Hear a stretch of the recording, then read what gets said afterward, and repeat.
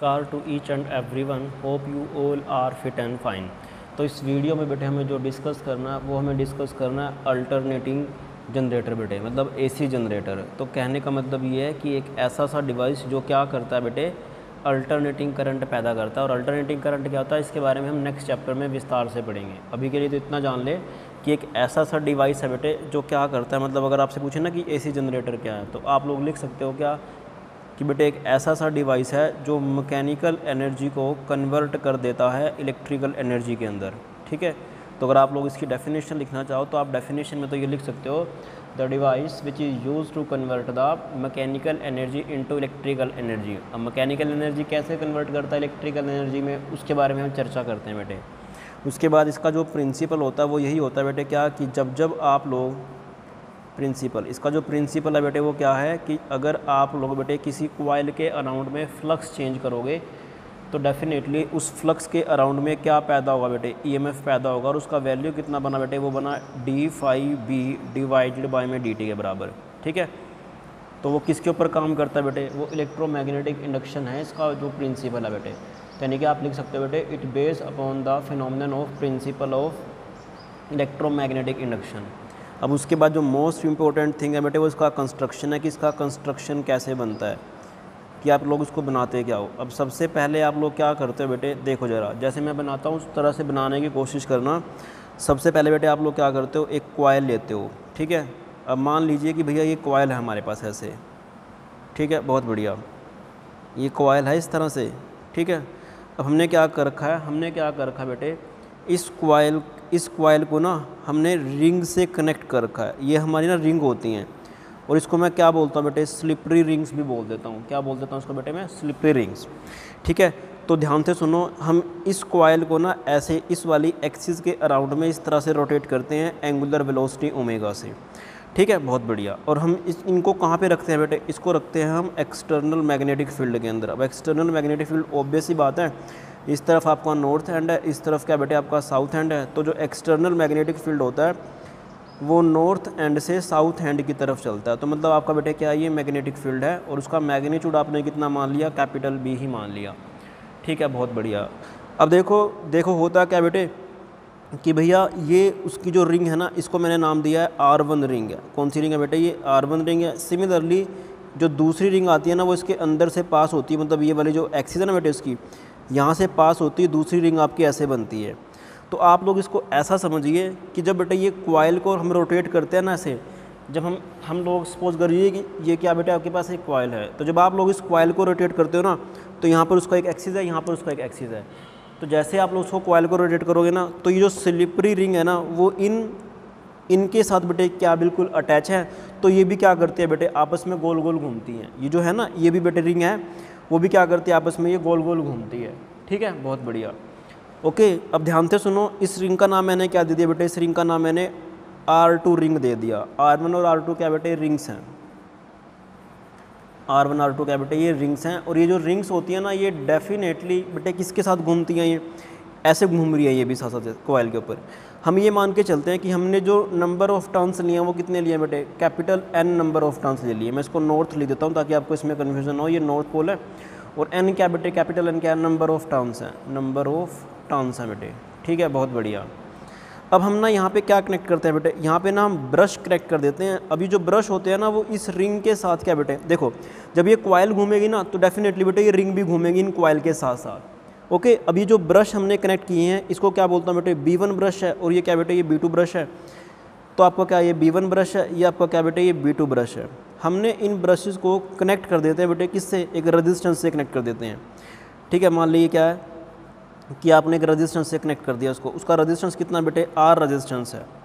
अभी जो ब्रश है ना बेटे इसके साथ टच है, ये स्लिप करते रहते हैं इसके साथ साथ। ठीक है, क्या करते रहते हैं बेटे, स्लिप करते रहते हैं। किसके ऊपर बेटे, रिंग के ऊपर। और इसी वजह से अपन क्या बोलते हैं बेटे, इन रिंग्स को स्लिपरी रिंग्स बोल देते हैं। यानी कि सोच के दे बेटे, अगर कोई रिंग है ना तो वो रिंग ऐसे रोटेट करती रहेगी, बट वो जो ब्रश होगा ना उसके साथ हमेशा ही टच करता रहेगा। जैसे मान लीजिए कि बेटे ये रिंग है ऐसे। ओके, अगर वो रिंग है, सोच के देख, मैं तेरे को यहाँ पे एग्जाम्पल लेकर देता हूँ।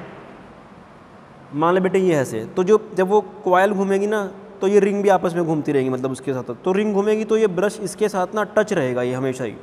जैसे ये टच रह रहा है ना इसके साथ बेटे, ये इस तरह से टच रहेगा, B1 ब्रश भी और B2 ब्रश भी इस तरह से बेटे ये टच रहेगा हमेशा ही। और सिमिलर वे में इस वाली रिंग के साथ भी यही वाली कहानी है भैया। इस वाली रिंग में भी क्या होगा कि बेटा ये इसके साथ, मान लो ये ब्रश है इसका अगले वाला हिस्सा, तो इसके साथ टच रहता है, रिंग घूमती रहती है ऐसे, ठीक है। अब ज़रा ध्यान से देखो, आपका जो मैग्नेटिक फील्ड है बेटे वो नॉर्थ साइड से साउथ साइड में जा रहा है। अब आप लोग इस तरह से मान लीजिए कि मैग्नेटिक फील्ड बेटे इस तरह से जा रहा है, ओके। ये क्या है, उस कॉइल का बेटे एरिया वेक्टर है। क्या बेटे, उस कॉइल का एरिया वेक्टर है, और उसका जो एरिया है ना वो कितना बेटे, हमने कैपिटल ए मान लिया। कैपिटल ए क्या बेटे, area of the coil, area of coil बेटे, ठीक। अब मैग्नेटिक फील्ड बेटे इस तरफ आ रहा है, मतलब इस साइड से इस साइड में आ रहा है magnetic field, B magnetic field जो भी है वो।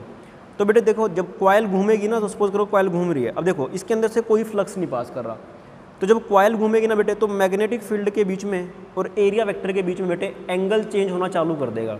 अब जैसे ही एंगल चेंज होना चालू करेगा, तो डेफिनेटली बेटे इसके अंदर से जो हमारा फ्लक्स होता है, जो फ्लक्स जो जा रहा है वो कितना जा रहा है बेटे, अगर नंबर ऑफ टर्न्स मेरी n है और फ्लक्स होता है बेटे बी डॉट ए, तो बी डॉट ए मतलब B A cos of theta होता है बेटे, होता नहीं होता भैया।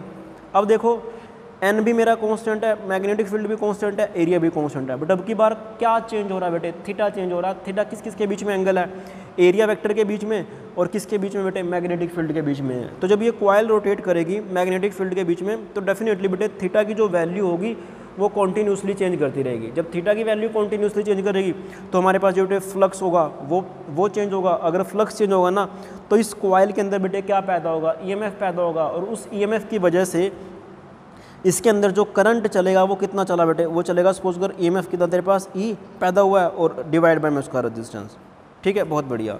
अब आप लोगों को मालूम है कि सेकंड लॉ ऑफ फैराडे से क्या होता है कि जो E होता है बेटे वो minus k D phi by में dt होता है, ओके। अगर वो equal to minus k D phi by में dt है, तो डेफिनेटली बेटे मैं वैल्यू पुट करता हूँ इसका फाई का, तो माइनस डी ओवर dt, तो फाई की वैल्यू कितनी है बेटे, वाई है B A cos of theta. अब आप लोगों को मालूम बेटे कि जो थीटा है ना, अगर इसकी रफ्तार एंगुलर वेलोसिटी ओमेगा है, तो जो तेरा थीटा होगा वो डेफिनेटली किसके बराबर होगा बेटे, ओमेगा इंटू टी के बराबर होगा। तो आप थीटा की value omega into T put कर दीजिए, तो ई किसके बराबर आ बेटे, minus k d over d t, minus k d over d t, B A into में कॉस ऑफ ओमेगा टी। यहाँ पे नंबर ऑफ टर्न्स कितने बेटे, कैपिटल एन है, तो यहाँ पर भी नंबर ऑफ टर्न्स आएंगे। आप लोग क्या कीजिए, इसको बाहर ले लो, कितना लोगे बेटे बाहर, माइनस के एन बी ए तो आ गया बेटे बाहर, अंदर क्या बेटे D by D T cos of omega T. Cos of omega T का जब डेरिवेटिव करते हो तो कितना था बेटे, माइनस के sine of omega T into में बेटे अंदर वाले एंगल का डेरिवेटिव, उसका कितना आया बेटे, वो आएगा ओमेगा, कितना आएगा ओमेगा। तो मैं बोल सकता हूँ जो तेरे पास ई आया है वो किसके बराबर आया बेटे, वो आया N B A, negative into negative positive बन जाएगा, वो आएगा N B A sine of omega t आ जाएगा, ठीक है। यानी कि जो EMF पैदा हो रहा है वो तेरा किसका फंक्शन है बेटे, साइन का फंक्शन है। किसका फंक्शन है, साइन का फंक्शन है। और यहाँ पे ओमेगा भी आना चाहिए डेफिनेटली बेटे, ये वाला ओमेगा भी आएगा। तो मैं बोल सकता हूँ इस जो EMF पैदा हो रहा है उसका जो मैक्सिमम वैल्यू है बेटे वो ये वाला है। इसको मैं किससे लिखता हूँ, ई नोट से लिखता हूँ। और ई नोट कितना बेटे तेरे पास, वो है ओमेगा एन बी ए के बराबर है। तो इसका मतलब ये बेटे इस ई को मैं लिख सकता हूँ कितना, इस ई को लिख सकता हूँ कितना, E naught sine of omega t. और जो तेरे पास करंट पैदा होगा वो किसके बराबर पैदा होगा बेटे, वो पैदा होगा ई बाई आर, यानी कि E naught by R into sine of omega t. और जो ई नोट बाई आर को मैं लिखता हूँ बेटे कितना, आई नोट, तो कितना आंसर है बेटे, I naught into sine of omega t. तो होप आप लोगों को ये चीज़ अच्छे से समझ में आई होगी। अब ज़रा ध्यान से देख बेटे कि जब हमारा थीटा चेंज होता है ना, देखो जब हमारा बी चेंज होता है ना या फिर हमारा ई चेंज होता है, तो उसमें जो EMF पैदा होता है वो कांस्टेंट पैदा होता है, जैसा कि मैंने आपको एग्जांपल में भी करके दिखाया था। बट अगर हमारा बेटे थीटा चेंज होगा ना, तो जो हमारा अल्टरनेटिंग करंट पैदा होगा, मतलब EMF पैदा होगा ना बेटे, वो साइन ऑफ ओमेगा टी के बराबर होगा, मतलब वो साइन का फंक्शन होगा, ओके। तो मैं इसको आगे थोड़ा सा बढ़ाता हूँ, इतना आप लोग उतार लीजिए। देखिए मैंने आप लोगों को इतना सिखा दिया है क्या कि बेटे जो ई होता है वो किसके बराबर होता है, E naught into sine of omega t के बराबर होता है। सिमिलर वे में अगर मैं ई नोट का वैल्यू करता हूँ तो होता है एन बी ए इंटू में ओमेगा होता है। और सिमिलर वे में अगर आपका जो करंट आता है बेटे, टाइम वेरिंग करंट आता है, वो होता है E naught sine of omega t divided by में आर आता है। तो यहाँ से करंट का वैल्यू कितना बना बेटे, ई नोट बाई आर नोट को मैंने आई नोट लिखा है, तो किसके बराबर है बेटे, वो साइन ऑफ ओमेगा टी के बराबर है। अब जरा ध्यान से सुनिए, आपके पास जो बेटे फ्लक्स है ना, मैं आपको ये बताना चाहता हूँ, जो आपके पास फ्लक्स था बेटे वो था B A cos of omega T था बेटे, ठीक है, बहुत बढ़िया। तो ज़रा ध्यान से सुनो बेटे, क्या कि अगर नंबर ऑफ टर्न्स है ना तो वो फ्लक्स इतना बनाएगा। तो अगर बेटे मैं बी को चेंज करता था, ए को चेंज करता था, तो मेरे पास जो ईएमएफ पैदा हो रहा था ना वो कांस्टेंट पैदा हो रहा था, उसको हमने ग्राफ भी प्लॉट किया था बेसिकली। बट इस वाले केस में जब हम थीटा चेंज करते हैं ना, तो जो ईएमएफ पैदा हो रहा है वो किसके बराबर आ रहा है बेटे, वो साइन का फंक्शन आ रहा है। और आप लोगों को मालूम है कि अगर मान लो बेटे वाई बराबर साइन ऑफ थीटा है ना, तो उसका जो ग्राफ आता है वो कुछ इस तरह से का आता है, ठीक है। और ये वैल्यू कितनी होती है बेटे, मैक्सिमम वैल्यू इसकी +1 होती है, मिनिमम वैल्यू -1 होती है। तो यहाँ पे 1 है बेटे, ये तेरा कितना -1 है। बट अब की बार जो मेरे पास ईएमएफ आ रहा है वो E naught into sine of omega t आ रहा है। तो अगर मान लो मुझे ई का ग्राफ प्लॉट करना पड़ जाएगा इस वाले फंक्शन का, तो कितना आएगा बेटे, वो आएगा कुछ इस तरह से। ग्राफ तो ऑब्वियसली पता है साइन को ही फॉलो करेगा। ये वाली वैल्यू कितनी बनी बेटे, ये वाली वैल्यू तेरी बनेगी ई नोट, और ई नोट कितना तेरे पास बेटे, वो है एन बी ए ओमेगा। और इधर कितना बना बेटे, वो तेरे पास बनता है बेटे कितना, माइनस के ई नोट बनता है, ठीक है। तो यानी कि यहाँ पे जो ईएमएफ पैदा हो रहा है या फिर जो आपका इलेक्ट्रिक करंट पैदा हो रहा है ना, इलेक्ट्रिक करंट पैदा हो रहा है बेटे, तो इलेक्ट्रिक करंट आपके पास ही आएगा ना। देखो मैंने इस तरफ क्या ले लिया, ई ले लिया है, ये हमारा ई है किसी भी टाइम पे, ई नोट मैक्सिमम वैल्यू है। सिमिलर वे में आई हमारा इस तरफ है, तो ये आई नोट क्या बेटे, उसकी मैक्सिमम वैल्यू है, ठीक है। और मिनिमम वैल्यू कितनी है बेटे, वो माइनस के आई नोट है, ठीक है, बहुत बढ़िया। अब ज़रा ध्यान से देखो बेटे कि यहाँ पर जो करंट पैदा हो रहा है ना वो भी साइन का फंक्शन है। अब साइन का फंक्शन है तो देखो कि बेटे उसकी कोई ना कोई फ्रिक्वेंसी भी होगी। देखो अगर मान लो वो 1 सेकंड में, अब उसकी एक कंप्लीट साइकिल होगी। अब अगर एक कंप्लीट साइकिल लेता ना तो उसमें उसका जो वैल्यू है बेटे वो 2 बार 0 होता है। एक बार तो यहाँ पर 0 होता है करंट का वैल्यू, एक बार यहाँ पे 0 होता है, ओके। तो जो इस तरह का करंट होता है ना उसको अपन बोलते हैं बेटे क्या, अल्टरनेटिंग करंट। कौन सा करंट बोलते हैं बेटे, इसको अल्टरनेटिंग करंट बोलते हैं, जिसकी वैल्यू बेटे समय के साथ साथ क्या होती रहती है, पीरियोडिकली चेंज होती रहती है। तो वो कौन सा करंट होता है, अल्टरनेटिंग करंट होता है। यानी कि जो जनरेटर इलेक्ट्रिक करंट पैदा करता है ना वो अल्टरनेटिंग करंट पैदा करता है, जो कि हमारे घरों में आता है, ठीक है। जो भी हमारे फ़ैन वैन चल रहे होते हैं ना वो डेफिनेटली बेटे अल्टरनेटिंग करंट की वजह से ही चलते हैं वो, ओके। और जो जनरेटर होता है तो वो क्या करता है बेटे, अल्टरनेटिंग करंट पैदा करता है। आप लोगों ने देखा होगा कि भाई जो जनरेटर होता है ना उसके साथ इंजन लगा होता है। अब इंजन के अंदर हम तेल डालते हैं और इंजन को घुमाते हैं, तो इंजन के ऊपर से एक पट्टा जाता है, मतलब घूमता हुआ, उस इंजन की हेल्प से बेटे हम उसको किसको घुमाते हैं बेटे, जनरेटर को घुमाते हैं। तो जब जनरेटर को घुमाते हैं ना जो कॉइल है बेटे वो घूमती है उसकी वजह से, ठीक है। अरे हमने तो इंजन में तेल डाला है, इंजन को हमने घुमाया बेटे, अब इंजन से एक बेल्ट जाती है, वो किस पे घूम रही होती है बेटे, जनरेटर पे घूम रही होती है। वो क्या करती है बेटे, उसके अंदर उस कॉइल को घुमाती है फटाफट से। जब वो कॉइल घूमेगी तो डेफिनेटली बेटे उसके अंदर क्या पैदा होगा, अल्टरनेटिंग करंट या फिर ईएमएफ पैदा होगा, और वो कैसा होगा बेटे, चेंज होता रहेगा। और उस तरह का जो वो करंट पैदा होता है ना वो अल्टरनेटिंग करंट कहलाता है, जिसको अपन क्या बोलते हैं बेटे, एसी करंट भी बोल देते हैं। क्या बोलते हैं इसको बेटे, एसी करंट भी बोल देते हैं। तो होप आप लोगों को ये चीज़ अच्छे से समझ में आई होगी।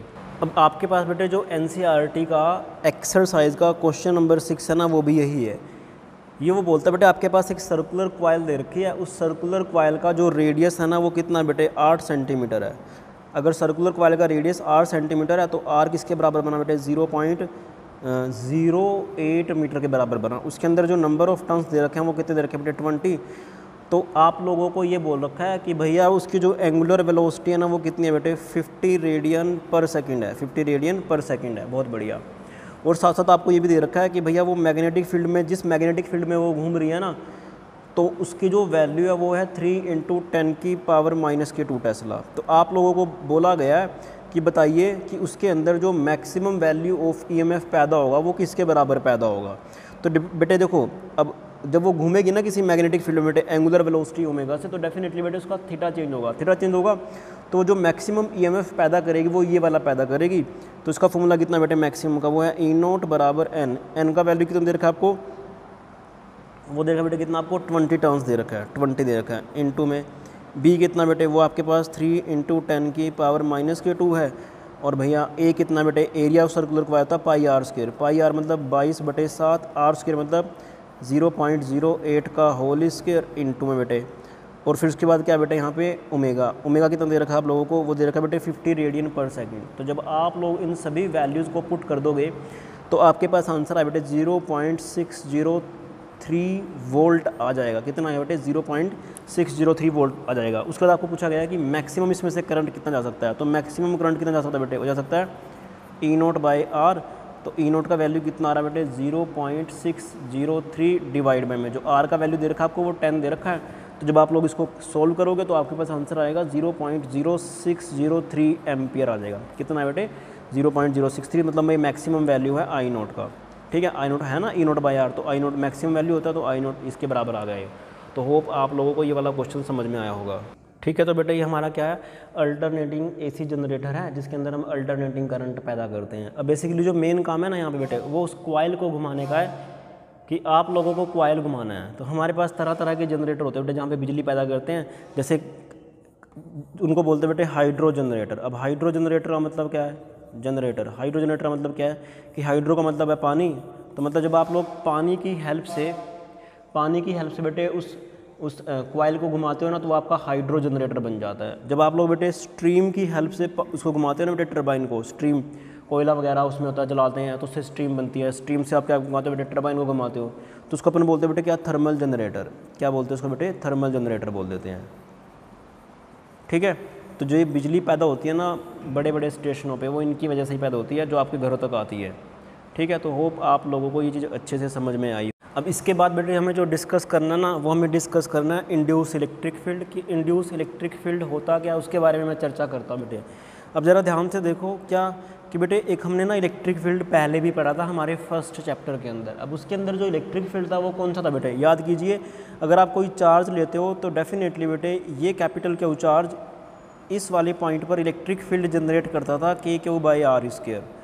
ठीक है, तो जो चार्ज पैदा करता था बेटे इलेक्ट्रिक फील्ड उसके बारे में हम अच्छे से पढ़ करके आ चुके हैं फर्स्ट चैप्टर के अंदर। अब ये कौन सा इलेक्ट्रिक फील्ड है बेटे, ये इंड्यूस इलेक्ट्रिक फील्ड है जिसको पैदा किया जाता है। कैसे पैदा किया जाता है बेटे, इसको पैदा किया जाता है मैग्नेटिक फील्ड के चेंज होने की वजह से। तो यानी कि ये इलेक्ट्रिक फील्ड तब पैदा होगा जब हमारा मैग्नेटिक फील्ड बेटे क्या होगा, चेंज होगा। अब इस चीज़ को ना मैं आपको इस चीज़ से समझाने की कोशिश करता हूँ, ज़रा ध्यान से सुनो। ये बात हम बेटे ऑलरेडी डिस्कस कर चुके हैं कि जब मैं हमारी ये बेटे फिक्स वायर है, ये हमारी बेटे क्या है, एक रोड है, एक कंडक्टर है। अगर मैं इसको v रफ्तार से लेकर के जाऊंगा तो इस v रफ्तार से लेके जाने की वजह से जितने भी हमारे पॉजिटिव और नेगेटिव चार्ज होंगे बेटे वो सेपरेट कर जाएंगे। तो पॉजिटिव हमारा इधर आ जाएगा और नेगेटिव हमारा इधर आ जाएगा। और इस रोड के अंदर EMF पैदा होगा, मतलब ये रोड तेरा बैटरी की तरह एक्ट करेगा। वो बैटरी बेटे कुछ इस तरह से बनती है, देखो ये प्लस ये माइनस इस तरह से।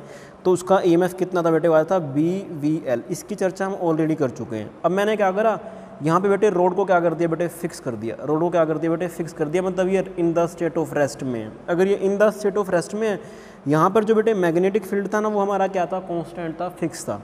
बट अब की बार बेटे जो मैं मैग्नेटिक फील्ड ले रहा हूँ ना वो टाइम वेरिंग है, और टाइम वेरिंग मतलब वो टाइम के ऊपर डिपेंड करता है। तो मान के चल कि वो मैग्नेटिक फील्ड बेटे कम हो रहा है, कम मतलब सपोज कर B0 × T² की हेल्प से। तो आप लोग जब 1 सेकंड पुट करोगे तो -B0, 2 पुट करोगे तो -4B0, तो मतलब वो नेगेटिव में कम हो रहा है। तो जो नीचे की तरफ मैग्नेटिक फील्ड जा रहा है ना वो धीरे धीरे कम हो रहा है। अब जब इसके अंदर से बेटे मैग्नेटिक फील्ड कम होगा तो डेफिनेटली बेटे इसके अंदर क्या चेंज होगा बेटे, फ्लक्स चेंज होगा। तो क्योंकि फ्लक्स हमारा क्या है, BA cos ऑफ थीटा है, तो डेफिनेटली बेटे B चेंज होगा तो फ्लक्स चेंज होगा, और फ्लक्स चेंज होगा तो इसके अंदर EMF पैदा होगा। किसके अंदर बेटे, इस रोड के अंदर। अब अगर इस रोड के अंदर EMF पैदा हो रहा है तो डेफिनेटली बेटे अगर मैं देखूंगा ना मैग्नेटिक फील्ड कम हो रहा है बेटे, तो लेंज लॉ क्या बताएगा हमें, इलेक्ट्रिक करंट का डायरेक्शन बताएगा। तो इस तरफ जो इलेक्ट्रिक करंट का डायरेक्शन आया था हमारा यहाँ पर ऐसे आया था, तो लेंज लॉ से हम क्या निकालेंगे बेटे, इलेक्ट्रिक करंट का डायरेक्शन निकालेंगे। तो मैग्नेटिक फील्ड कम हो रहा है तो भैया उस मैग्नेटिक फील्ड को क्या करना बेटे, बढ़ाना। तो बढ़ाने के लिए आपको करंट इस तरह से फ्लो करवाना पड़ेगा, यानी कि जो करंट फ्लो करेगा ना वो इस तरह से फ्लो करेगा बेटे लेंज लॉ के अकॉर्डिंग। इसका मतलब ये है कि यहाँ पर भी ये जो रोड है ना आपकी, इसके अंदर फिर से चार्जेस का सेपरेशन हुआ है। इसके अंदर फिर से बेटे चार्ज का क्या हुआ बेटे, सेपरेशन हुआ है। अब ज़रा ध्यान से सुन, ये करंट तभी फ्लो करेगा ना बेटे जब ये बैटरी की तरह एक्ट करेगी, जैसे ऐसे इस तरह से एक्ट करेगी। यानी कि जब बैटरी की तरह एक्ट करेगी तो डेफिनेटली इस वाले केस में तो क्या था, F बराबर हमने Q × V क्रॉस B से चार्जेस का सेपरेशन निकाल लिया था। ठीक है, बट यहाँ पे देख इस रोड का जो वेलोसिटी है ना बेटे वो कितना है, 0 है। अगर रोड का वेलोसिटी 0 है, किसका वेलोसिटी 0 है बेटे, रोड का वेलोसिटी 0 है, जो कंडक्टर वाली रोड ली है, तो ऑब्वियस सी बात है बेटे कि जो चार्ज का सेपरेशन यहाँ पे किया था वो मैग्नेटिक फोर्स ने किया था। बट यहाँ पे तो बेटे वेलोसिटी नहीं है। अगर वेलोसिटी नहीं है तो डेफिनेटली बेटे ये जो चार्ज का सेपरेशन हुआ है ना ये मैग्नेटिक फोर्स की वजह से तो बिल्कुल भी नहीं हुआ है। ठीक है, क्यों, क्योंकि भैया चार्ज आपके किस स्टेट में है, in the state of rest में है। किस स्टेट में बेटे, in the state of rest में है। तो ये चार्ज का सेपरेशन किस में हुआ, आप लोगों को मालूम है कि अगर चार्ज पार्टिकल रेस्ट में है ना तो उसके ऊपर केवल और केवल कौन सा फोर्स लगता है बेटे, केवल और केवल कौन सा फोर्स लगता है बेटे, वो लगता है इलेक्ट्रिकल फोर्स। कौन सा लगता है बेटे, इलेक्ट्रिकल फोर्स। कौन सा लगता है, इलेक्ट्रिक फोर्स लगता है। इलेक्ट्रिकल फोर्स कितना लगता है, Q × E लगता है, वो ऑब्वियस बात लगता है। इसका मतलब ये है क्या कि भैया जब आपने मैग्नेटिक फील्ड को चेंज किया तो इसके अंदर चार्ज का सेपरेशन होगा। अब ये चार्ज का सेपरेशन क्यों हुआ है, क्योंकि भैया यहाँ पे क्या पैदा हो रहा है, इस मैग्नेटिक फील्ड के चेंज होने की वजह से क्या पैदा हो रहा है बेटे, यहाँ पे इलेक्ट्रिक फील्ड पैदा हो रहा है। और उसी इलेक्ट्रिक फील्ड ने क्या करा बेटे, इन चार्जेस को क्या कर दिया बेटे, सेपरेट कर दिया। तो मैं ये बोल सकता हूँ क्या कि भैया चेंज होता हुआ जो मैग्नेटिक फील्ड होता है ना वो क्या पैदा कर देता है बेटे, इलेक्ट्रिक फील्ड पैदा कर देता है। और उस इलेक्ट्रिक फील्ड को हम क्या बोलते हैं, इंड्यूस इलेक्ट्रिक फील्ड भी बोल देते हैं। क्या बोलते हैं बेटे इसको, इंड्यूस इलेक्ट्रिक फील्ड भी हम बोल देते हैं उस चीज़ को, ठीक है।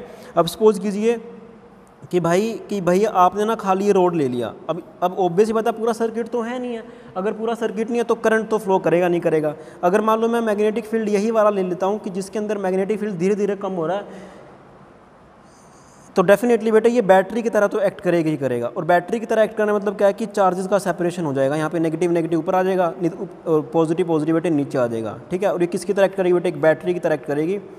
और उस बैटरी का जो EMF होगा वो ऑब्वियस ही बात है कुछ ना कुछ तो उसका EMF बनेगा ही बनेगा। तो जो चेंज होते हुए मैग्नेटिक फील्ड की वजह से, तो जो बेटे चेंज होते हुए मैग्नेटिक फील्ड की वजह से जो इलेक्ट्रिकल फील्ड पैदा होता है उसको अपन क्या बोलते हैं बेटे, इंड्यूस इलेक्ट्रिकल फील्ड बोलते हैं, ठीक है। इंड्यूस इलेक्ट्रिक फील्ड बोलते हैं। तो मेरा कहने का मतलब है कि इलेक्ट्रिक फील्ड भी हमारा दो तरह का होता है। कौन कौन सा बेटे, एक तो नॉर्मल इलेक्ट्रिक फील्ड होता है, एक हमारा कौन सा होता है बेटे, इंड्यूस इलेक्ट्रिक फील्ड। इन दोनों की जो प्रॉपर्टी होती है लगभग और लगभग सेम होती है, बट पैदा करने का जो तरीका होता है वो क्या होता है बेटे, डिफरेंट होता है। एक स्टेशनरी चार्ज कौन सा इलेक्ट्रिकल फील्ड पैदा करता है बेटे, वो तुम्हारा नॉर्मल इलेक्ट्रिकल फील्ड पैदा करता है, जो कि हम पढ़ करके आए हैं। सिमिलर वे में जो हमारा बेटे जब हम मैग्नेटिक फील्ड को चेंज करते हैं ना तो डेफिनेटली बेटे जो इलेक्ट्रिकल फील्ड पैदा होता है उसको अपन क्या बोल देते हैं बेटे, मैग्नेटिक फील्ड के चेंज होने की वजह से जो इलेक्ट्रिकल फील्ड पैदा होता है उसको अपन क्या बोलते हैं बेटे, इंड्यूस इलेक्ट्रिकल फील्ड बोलते हैं। कौन सा बोलते हैं बेटे, इंड्यूस इलेक्ट्रिकल फील्ड बोलते हैं। ओके, बहुत बढ़िया।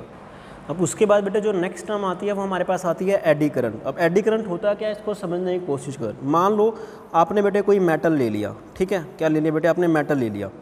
अब इस मेटल के अंदर ये क्या बेटे, आपका मेटल है, तो डेफिनेटली बेटे अब देखो, अब आपने क्या करा, इस मेटल के अंदर ना फ्लक्स को चेंज करना चालू कर दिया। किसको चेंज करना चालू कर दिया बेटे, फ्लक्स को चेंज करोगे। फ्लक्स को चेंज करने का मतलब क्या है, BA cos थीटा में से किसी को भी वैरी कर दोगे इसके राउंड में। तो मान लीजिए मैंने बेटे इस मैग्नेटिक फील्ड को वैरी कर दिया। ये कौन सा मैग्नेटिक फील्ड है बेटे, ये टाइम वेरिंग मैग्नेटिक फील्ड है। मतलब टाइम के साथ साथ इसकी जो वैल्यू है वो क्या हो रही है बेटे, चेंज हो रही है। क्या हो रही है, चेंज हो रही है। तो जब बेटे टाइम वेरिंग मैग्नेटिक फील्ड होगा तो डेफिनेटली बेटे इसके अंदर मैग्नेटिक, जब टाइम वेरिंग बेटे मैग्नेटिक फील्ड होगा तो डेफिनेटली बेटे इसके अंदर क्या पैदा होगा, ऑब्वियस बात है फ्लक्स चेंज होगा। उस फ्लक्स के चेंज होने की वजह से इसके अंदर बेटे क्या पैदा हो जाएगा बेटे, इलेक्ट्रिकल करंट पैदा हो जाएगा इस मेटल सरफेस के अंदर। इस मेटल सरफेस के अंदर क्या पैदा होगा बेटे, इलेक्ट्रिकल करंट पैदा होगा। और ऑब्वियस बात है कि जो इलेक्ट्रॉन होते हैं ना बेटे वो रैंडमली मूव करते हैं, तो फ्लक्स के चेंज होने की वजह से वो कॉन्टीन्यूसली क्या करेंगे बेटे, सर्कुलर मोशन में चलना चालू कर देंगे और वो क्या बनाएंगे बेटे, करंट बनाएंगे। आप लोगों को मालूम है ना कि जब बेटे किसी मैग्नेटिक फील्ड में मैं चार्ज पार्टिकल रखता हूँ तो वो ऑब्वियस सी बात है वो कैसा सा पार्ट ट्रेस करता है बेटे, सर्कुलर पार्ट ट्रेस करता है। बट अब की बार क्या है कि भाई जो मैग्नेटिक फील्ड हमने रखा है, मैग्नेटिक फील्ड रखा बेटे उसके अंदर वो चेंज हो रहा है। अगर मैग्नेटिक फील्ड चेंज होगा, टाइम वेरिंग है, तो फ्लक्स चेंज होगा। उस फ्लक्स के चेंज होने की वजह से इस मेटल सरफेस के अंदर करंट पैदा होना चालू कर देगा और उस करंट को हम क्या बोलेंगे बेटे, एडी करंट बोलेंगे। क्या बोलेंगे उसको बेटे, एडी करंट बोलेंगे। अब इस एडी करंट का क्या एप्लीकेशन कहाँ पर होता है बेटे, वो तो आपके पास इंडक्शन फर्नांस वगैरह के अंदर। अब इंडक्शन फर्नांस क्या होता है उसके बारे में आपको समझाता हूँ मैं। इंडक्शन फर्नांस बेटे, इंडक्शन फर्नांस एक ऐसा सा प्लेस है जहाँ पर आप लोग क्या करते हो, आप लोग बेटे बड़े बड़े मेटल पीसेस को क्या करते हो बेटे, मेल्ट करने का काम करते हो। क्या करते हो बेटे, मेल्ट करने का काम करते हो। अगर आप लोग नॉर्मल मेथड से किसी मेटल सरफेस को जलाओगे तो आपको बेटे बहुत सारा मतलब खर्चा करना पड़ेगा, ठीक है। नॉर्मल आग से मेल्ट करना भी कई बार तो मेटल को मुश्किल ही होता है। तो हम लोग क्या करते हैं बेटे, उस मेटल सरफेस के अंदर से ना लार्ज अमाउंट में फ्लक्स को चेंज कर देते हैं। उस फ्लक्स के चेंज होने की वजह से उस मेटल सरफेस के अंदर करंट पैदा होना चालू कर देता है। और आप लोगों को मालूम है कि जब करंट कहीं पर होगा तो डेफिनेटली बेटे वो I²R×T हीट पैदा करेगा और उस हीट की वजह से टेम्परेचर बढ़ जाएगा। टेम्परेचर बढ़ जाएगा तो भैया वो जो मेटल का सरफेस होगा वो क्या हो जाएगा बेटे, वो मेल्ट कर जाएगा। तो ये एडी करंट की क्या थी बेटे, एक एप्लीकेशन थी। दूसरा जो इसका एप्लीकेशन एप्लीकेशन होता है ना वो मैग्नेटिक ब्रेक्स में होता है। किसमें होता है बेटे? मैग्नेटिक ब्रेक्स में होता है। तो आप लोग इतना ध्यान रखिए, जैसे आप जापान वगैरह है तो वहाँ पे मैग्नेटिक ट्रेन चलती है ना, तो बेटे वो हवा में चलती है, तो डेफिनेटली वो किसके ऊपर काम करती है बेटे? मैग्नेटिक फील्ड के ऊपर काम करती है। तो वहाँ पे जो ब्रेक वगैरह बनाई जाती है ना वो भी इसी की हेल्प से बनाई जाती है बेटे, एडी करंट की हेल्प से। ओके, बहुत बढ़िया।